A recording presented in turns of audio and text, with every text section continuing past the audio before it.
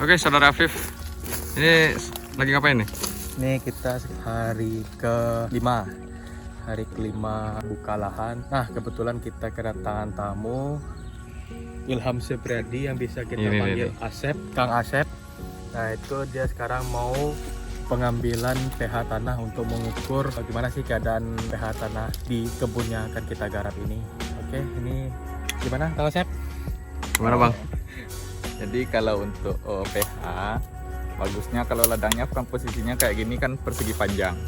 Bagusnya kita ngambilnya itu dari 3 titik, pertama ujung, pangkal, sama tengah, biar pH-nya itu kita tahu bisa dipakai buat tanam atau tidak gitu.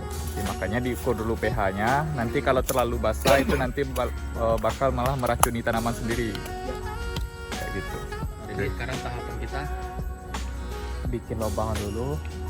Paling tidak kan untuk akar tanaman kan nggak di permukaan, tapi lebih dalam. Paling nggak tuh 20 cm di atas permukaan tanah. Itu digali dulu. Ambil tanahnya baru dicampur dengan air pH normal. Ini kita gali dulu ya guys. Ini digali berapa meter tadi Bang? 20 cm. 20 cm. Kalau untuk metode pengambilan sampel itu sendiri kayak gimana ininya Bang? Kalau sistemnya? untuk pengambilan sampel tanah itu nggak ada metode khusus, paling cuma ambil tanahnya. Kalau kita kan menggunakan pH meter universal kayak gini, yang biasa kayak ini. Nanti karena ini perlu air untuk tanamnya, kita campur nanti pH-nya dengan air dengan pH normal. Itu pH normal itu kan 7, itu pH standar.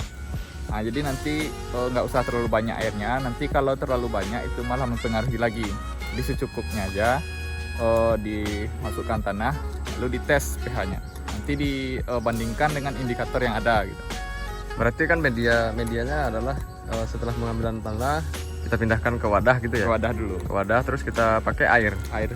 Nah, airnya ini ada pertanyaan Bang, kayak misalkan kita memakai air mineral yang biasa, atau kita misalkan memakai air yang dari PDAM sendiri kan? Oh gitu. Nah, itu kan berarti kan pH-nya kan ada yang berbeda berarti? Iya. Ada berbeda. Bagusnya Tapi disarankan dengan bagusnya disarankan pakai air mineral gitu. Soalnya kalau air dari PDAM atau dari perusahaan itu kan biasanya udah diberi kaporit. Nah, nanti kalau kaporit dikasih berarti pH-nya malah tinggi, basah jadinya. Makanya dari nanti takutnya itu berpengaruh, lebih baik pakai air mineral aja. Oke, siap. Ini udah 20 cm. Ini kira-kira sudah 20 cm. 20 cm penggalian tanah untuk pengambilan sampel. Pengambilan sampel untuk mengukur kandungan pH yang ada di dalam tanah ini. Nah, ini wadahnya mana Bang? Wadahnya. Ntar kita nyari dulu. Ada wadahnya.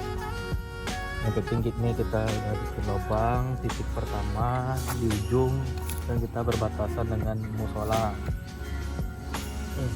Yang pinggiran musola.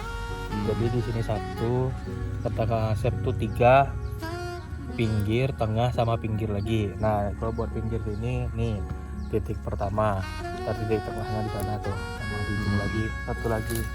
Kita nyari wadah dulu. Oke guys, capek guys.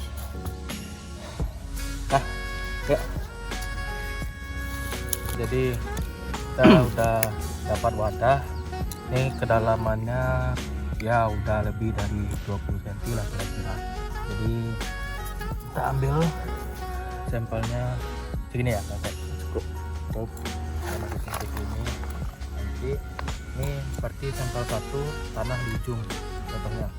Nanti kita kumpulin dulu di tengah sama di itu. Ntar kalau buat hasilnya kita ngetesnya di bawah pohon aja.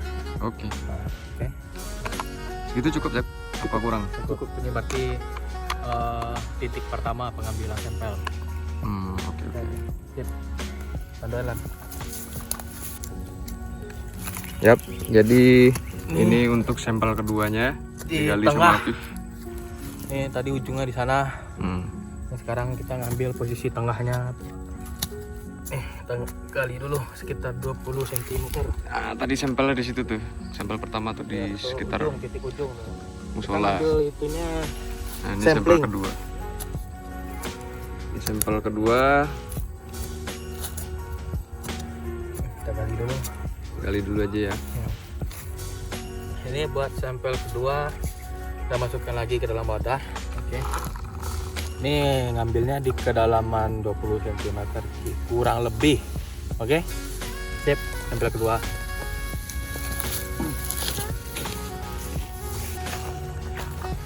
Yap, ini sampling ketiga.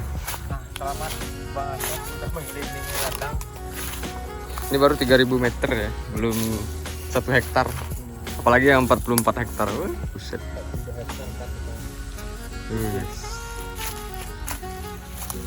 Sampling ketiga. Ini paling ujung.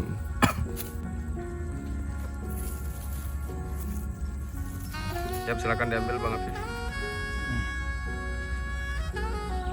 Samplingnya. Oke. Sampel ketiga. Oke. Yuk, Oke. kita ukur pH. Yuk. Nah, jadi tadi udah pengambilan tanah, sampel tanah. Ini yang titik ujung, yang dekat musola tadi. Ini yang di titik tengah. Nah, ini yang di titik belakang. Nah, kebetulan kita kedatangan seorang laboran dari jurusan ya Kang Asep. Nah, jurusan Fakultas Biologi Universitas Negeri Padang. Nah, kebetulan ada orang laboran, ya udah kita serahkan aja langsung kepada orang laborannya. Ya, silakan Kang Asep. Ya, silakan. Penjelasannya Penjelasan tentang secara cara rinci pengukuran pH tanah yang baik dan benar. Jadi ini kita cek pH airnya dulu, ya Bang ya.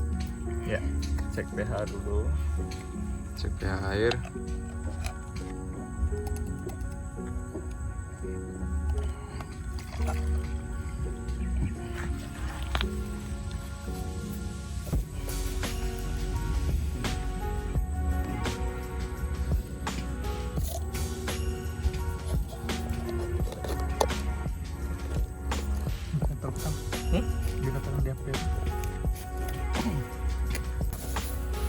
Oke, baiklah, kita akan ngecek pH airnya dulu ya Bang Asep ya.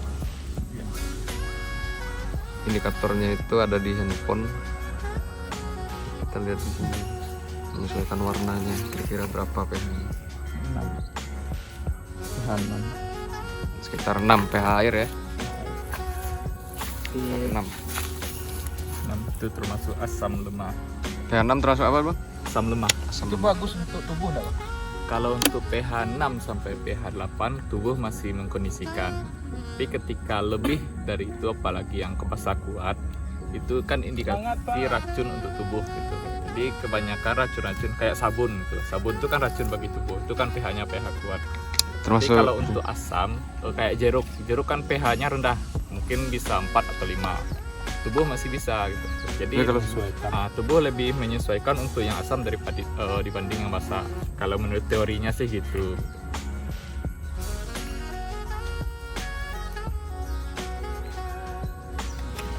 Yo, kau yang ujung sih kau Sep, kau yang tengah, kau yang ujung tuh. Oke. Ini kopi susu, ini kopi.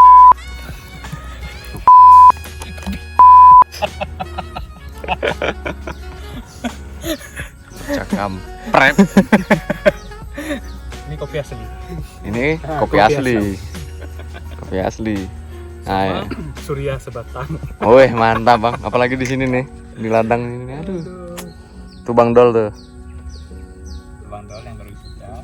Bang Dol yang berwisuda. Nah, iya sih. Oke, ini sampel kedua ya Bang ya. Ini yang sampel tengah. Nah, ini paling ujung yang dekat musola tadi nih. Tadi malam. Ini didiamin berapa menit, Bang? Oh, bentar. 30 detik. 30 detik. 30 detik.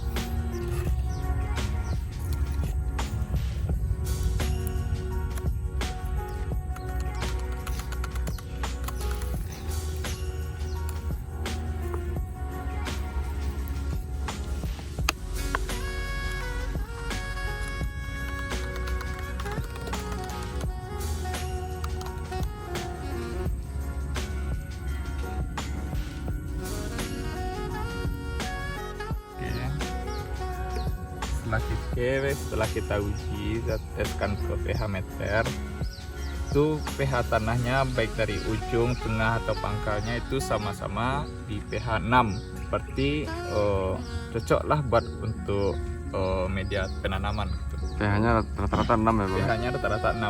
Jadi meskipun ini dikelilingi sama komplek perumahan, berarti limbah perumahannya nggak terlalu menyerap ke tanah.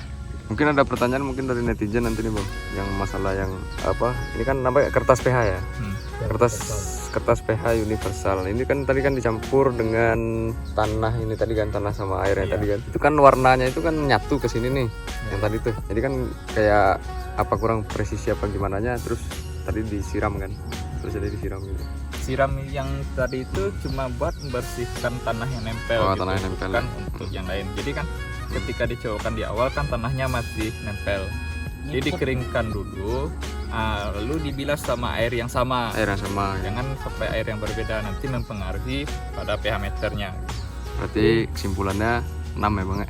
6, pH-nya pH-nya sama-sama 6. Oke, terima kasih bang Asep. Soalnya untuk kemarin baca di proposal itu untuk talas beneng kalau untuk ukuran pH tanah di 5,5 tingkat keasamannya itu masih bisa tumbuh ya, karena ini sudah diukur sama Kang Asep ya, kisaran pH-nya 6 ya, berarti untuk pertumbuhan budidaya talas beneng di lokasi ini itu masih bisa dikategorikan layak ya. Soalnya kandungan tanahnya masih bagus.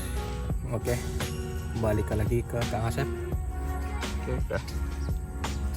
Oke. Mungkin kalau ingin tanya-tanya boleh secara pribadi nanti, nggak apa-apa. Asik. Siap, nanti kolom komentar aja itu ya. IG-nya Ilham Sepriadi Tujuh. 7. Silakan di follow. Asik. orang laboran dari Orang jurusan ya, Jurusan biologi. jurusan biologi. Biologi. Laboran atau labor sih? Labor. Laboran. Labor Laboran. itu tempat melahirkan.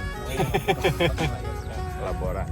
Tempat bekerja Kang Asep ini di apa? Laboran jurusan Di lab. Di lab. Jurusan laboratorium jurusan biologi. biologi Universitas Negeri Padang. Oke. Oke. Jadi kalau mau main-main silahkan kunjungi. Ya. Tapi sesudah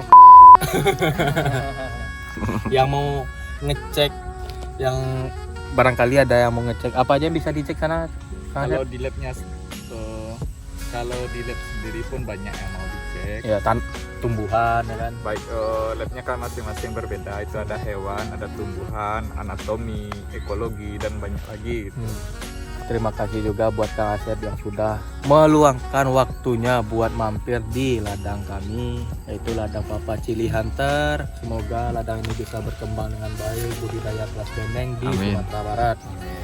Nanti rencana kita di sini memang fokus buat pembibitan talas beneng dan percobaan juga nih karena di Banten ya, di Pandeglangnya itu sendiri penanaman talas beneng itu rata-rata di ketinggian 250 sampai 1100, itu ketinggian optimal untuk pertumbuhan talas benengnya Di atas permukaan. di atas permukaan laut MDPL. Dan untuk di lahan ini sendiri kebetulan ini hanya sekitar 5 MDPL dari permukaan laut. Jadi kita memang percobaan nih, sebagai lahan percobaan rencana kita buat pembibitan, dan satu lagi lahan yang buat pembibitan itu ada di ketinggian 275 mdpl di samping tambang semen Padang Karang Putih, Bukit Karang. Nah itu ladang yang satu lagi. Jadi cukup sekian, ikuti terus perkembangan budidaya talas beneng di Sumatera Barat khususnya Kota Padang. Oke, wassalamualaikum warahmatullahi wabarakatuh. Assalamualaikum warahmatullahi wabarakatuh. Terima kasih Bang Asep telah menemani Sama-sama. kita pengambilan sampelnya. Jadi kalau Oke. butuh apa-apa lagi silahkan di calling aja. Siap. Oke, dadah. Butuh YouTube bang.